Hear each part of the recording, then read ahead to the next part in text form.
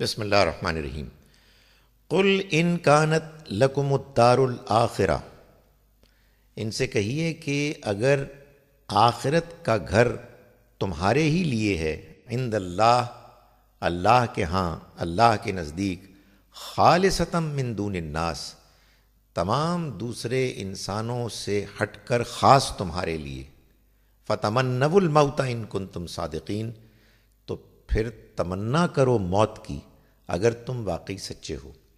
یعنی اگر تمہارے دعوے کے مطابق یہ حقیقت بالکل درست ہے کہ اللہ نے تم بنی اسرائیلیوں کے لیے آخرت میں جنت کو تمہارے ٹھکانے کی حیثیت سے طے کر لیا ہے، تم ہی اس کے مستحق ہوگے، کوئی اور اس کا مستحق نہیں ہوگا، تو پھر تو تمہارے اندر اس انعام کو پانے کے لیے بڑی بے چینی ہونی چاہیے۔ پھر تو تمہیں چاہیے کہ تم موت کی تمنا کرو تاکہ تم اس دنیا کے جھنجھٹ، اس کی آزمائشوں سے نکلو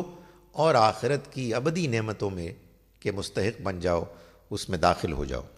وَلَن يَتَمَنَّوْهُ أَبَدًا بِمَا قَدَّمَتْ أَيْدِيهِمْ، وہ ہرگز اس کی تمنا نہیں کریں گے کبھی بھی، بما قدمت ایدیہم، اس وجہ سے کہ جو ان کے ہاتھوں نے آگے بھیجا، یعنی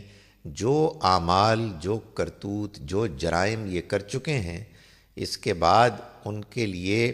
موت کی تمنا کرنا بالکل ممکن نہیں ہے۔ انسان، جیسا کہ قرآن نے کہا کہ بل الانسان علی نفسہ بصیرہ، انسان اپنے نفس کو خوب جانتا ہے، دیکھتا ہے، ولو القی معاذیرہ، چاہے وہ کتنی ہی معذرتیں کیوں نہ پیش کرے۔ جب وہ یہ جانتے ہیں کہ انہوں نے اس دنیا میں کیا کیا جرائم کیے ہیں، تو ان کا باطن اس بات کی طرف کبھی مائل نہیں ہو سکتا کہ وہ موت کی خواہش کریں، وہ موت کے تصور سے بھاگتے ہیں۔ واللہ علیم بالظالمین، اور اللہ ان ظالموں کو خوب جانتا ہے۔ وَلَتَجِدَنَّهُمْ أَحْرَصَ النَّاسِ عَلَىٰ حَيَاةٍ، اور تم لازماً پاؤ گے ان کو انسانوں میں سب سے زیادہ حریص زندگی کے بارے میں، یہ زندگی کے سب سے زیادہ لالچی لوگ ہیں۔ وَمِنَ الَّذِينَ أَشْرَكُوا، ان لوگوں سے بھی زیادہ